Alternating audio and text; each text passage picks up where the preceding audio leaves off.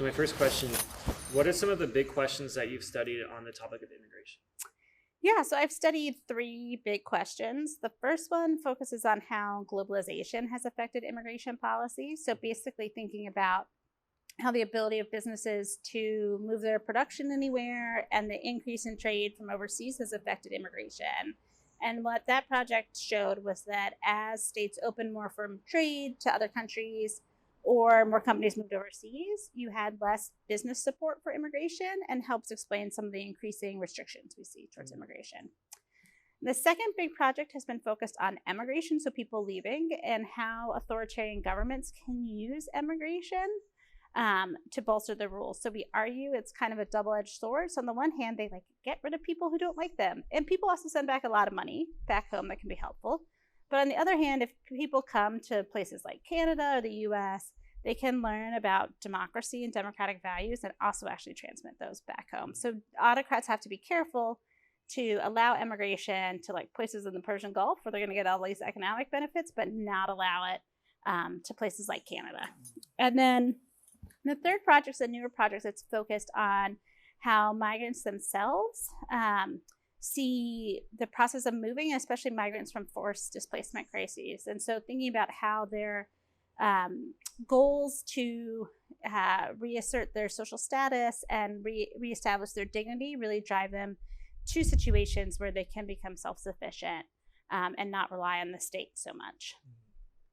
So why are these questions important to you?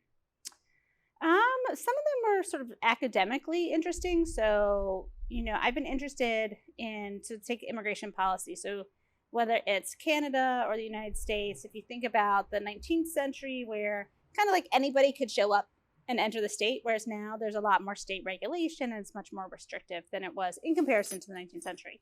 So I was really curious why that was the case. And as I've studied more and more about immigration, I think that it's become clear that so much of our life chances are determined by where you're born. So as an issue of, international fairness, thinking about how we can get more opportunities for openness is really important.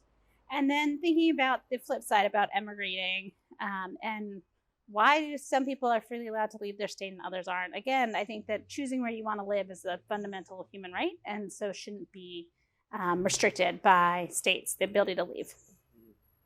So what are some of the biggest challenges that you faced doing this research?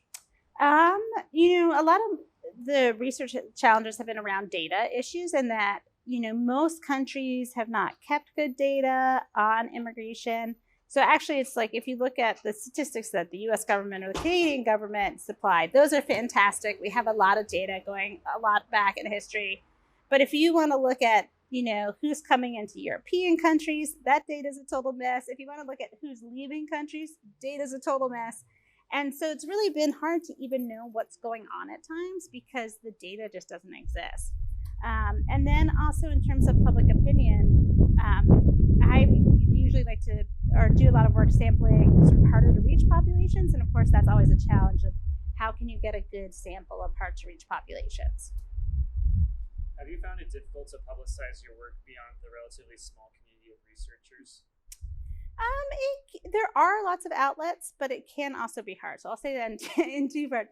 So on the one hand, at least in the growing American political science community, there are lots of blogs like the Monkey Cage at the Washington Post, Lawfare, and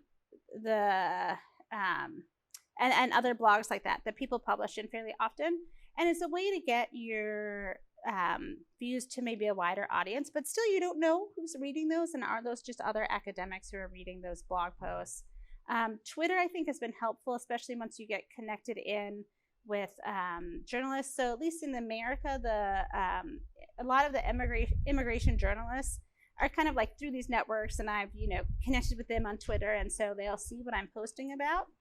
But it can be really hard to reach policymakers, especially given the length of an academic article is not something that most policymakers are going to read.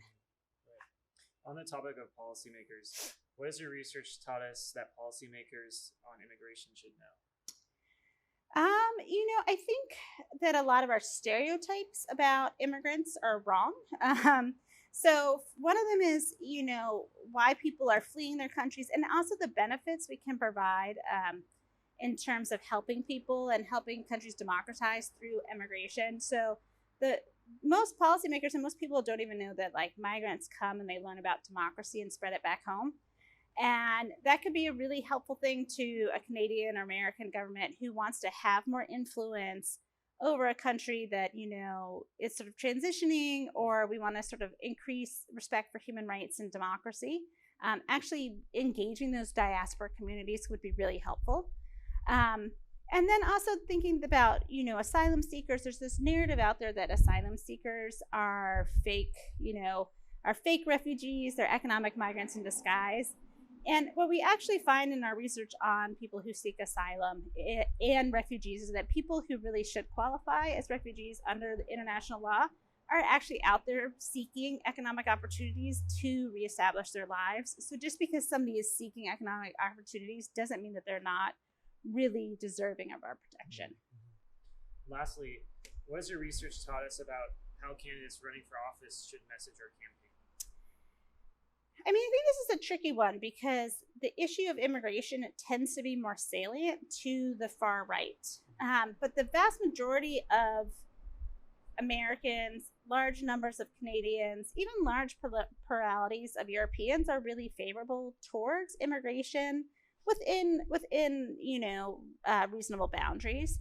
And so what can always be hard is not letting the right just sort of dominate the conversation and thinking about ways in which you can reframe the issue, not just on the economic issue, because so often we say like, oh, but they're really good for the economy, and that doesn't really seem to move people, but really focusing on these issues of fairness and deservingness, I think would really help in a campaign. Thank you so much. All right. Thank you so much.